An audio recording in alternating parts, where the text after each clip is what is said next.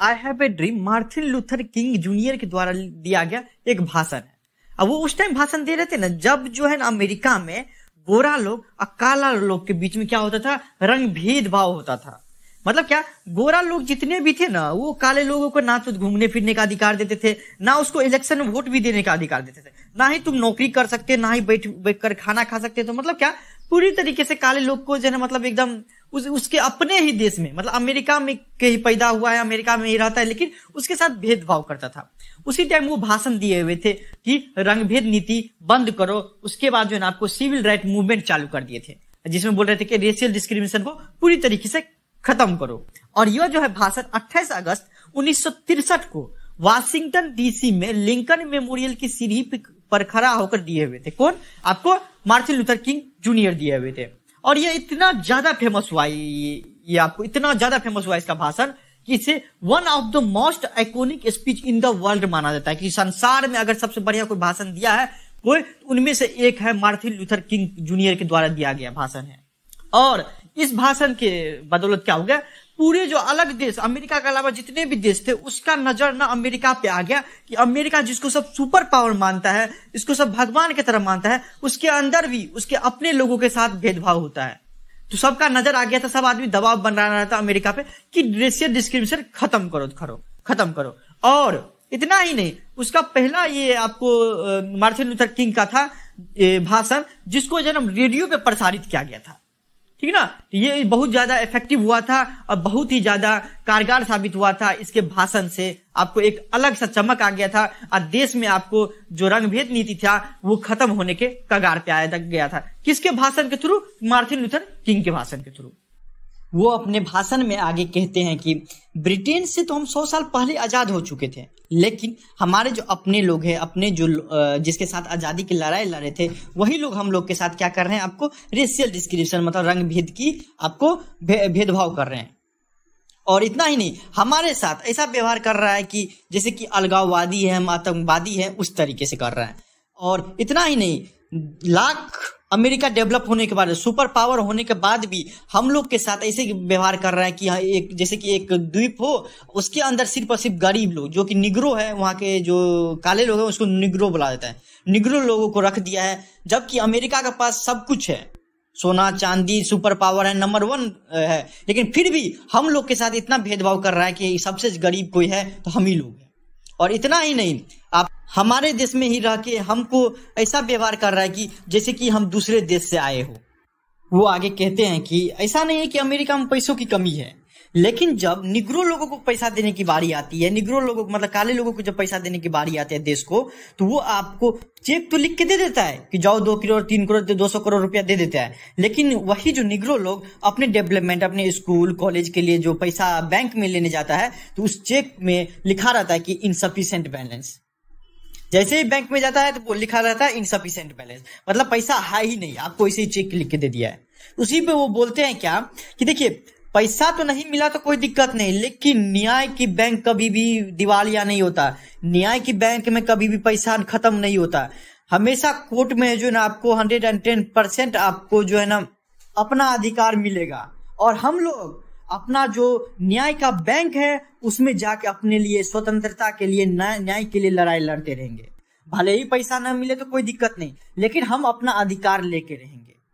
इतना ही नहीं, इस जगह पर आज हम भयानक जरूरतों की याद दिलाने आए हैं सरकार को कि हमारी जरूरत क्या है। यह समय सबको बोल रहा है, यह समय सुस्ताने का या फिर आपको ऐश मौज करने का नहीं है, जबकि साथ चलने का है और अपना अधिकार लेने का है।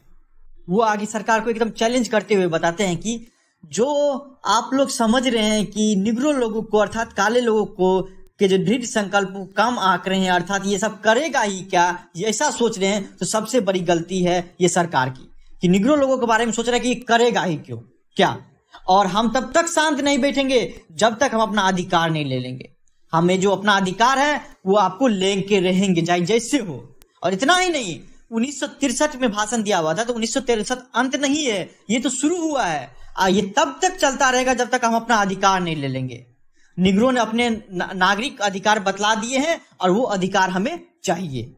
वो आगे कहते हैं कि सरकार जो अपना लोग को फुसला बहला रहा है कि हो जाएगा, आपको अधिकार दे देंगे, उस पर मत जाइएगा, बहुत टाइम लग जाएगा। और ना ही किसी की हत्या करके, शारीरिक हिंसा करके हम लोग अधिकार अपना लेंगे, जबकि अहिंसा के रास्ता पे जाके बिना मार काट के और रचनात्मक विरोध करके अपना अधिकार लेंगे। और ऐसा नहीं है कि जितने गोरे हैं सब के सब हमारे दुश्मन हैं, यह सब भेदभाव करते नहीं। अभी भी देख सकते हैं आप पीछे में बहुत सारे गोरे लोग हैं जो ये भाषण सुनने आए हैं और वो लोग भी चाहते हैं कि बदलाव होना चाहिए। ऐसा नहीं है कि सब गोरे लोग जो है ना हमारे दुश्मन हैं। हम तब तक संतुष्ट नहीं होंगे जब तक हमारे लोग को अपने राजनीति पार्टी में शामिल करता हो और हमारा भी लोग संविधान तक न जाता हो, पार्लियामेंट तक जाए।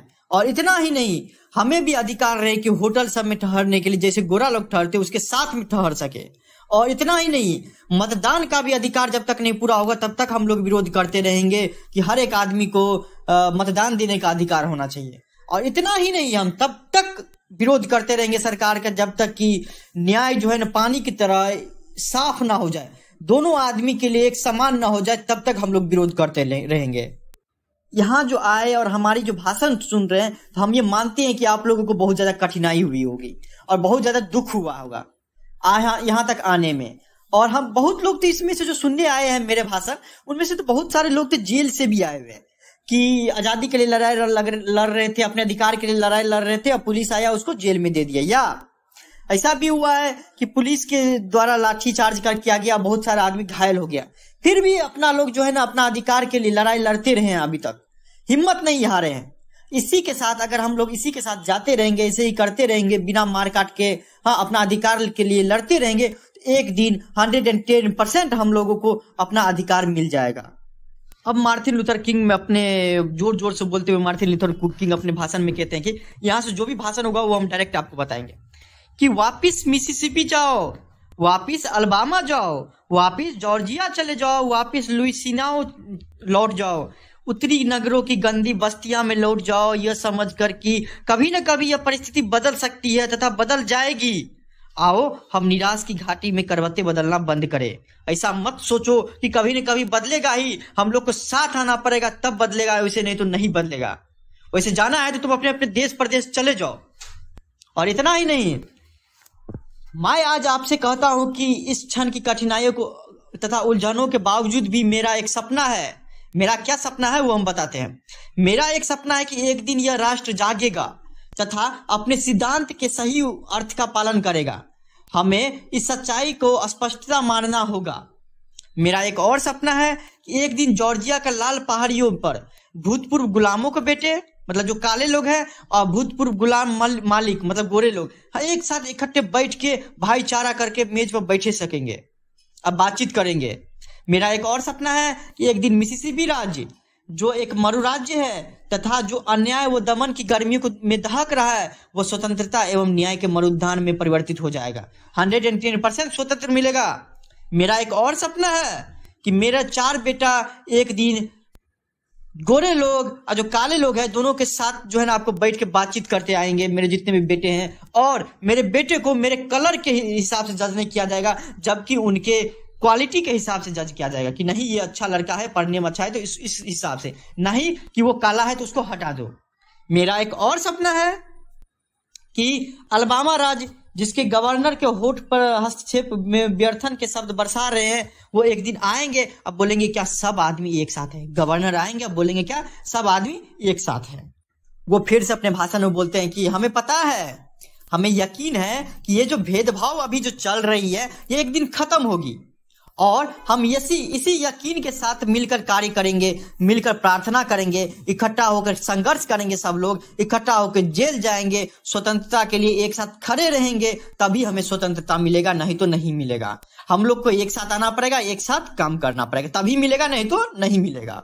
वो कहते हैं कि एक दिन ऐसा 110% आएगा जब भगवान के सभी बालक एक नए अर्थ के साथ गाने में सक्षम होंगे कि मेरा देश, स्वतंत्रता के प्यारे देश, मैं आपका गुणगान करता हूं। वो देश जहां मेरे पूर्वज मरे थे, तीर्थयात्रियों के गर्व का देश है। इसके प्रत्येक पर्वत की ढलानों में स्वतंत्रता के अवसर स्वर गूंजेंगे। हर एक आदमी यही गाते रहेगा, काला हो, गोरा हो, कैथोलिक हो, प्रोटेस्टेंट हो, मतलब जितने भी इंसान हैं सब के सब यही गाते रहेंगे। और पहाड़ हो, छोटी पहाड़ियां हो या चोटियां हो, हर जगह इससे ही गूंजेगा। और 100% अंततः हमें स्वतंत्रता होगी, 110% होगी, अगर साथ रहेंगे तब।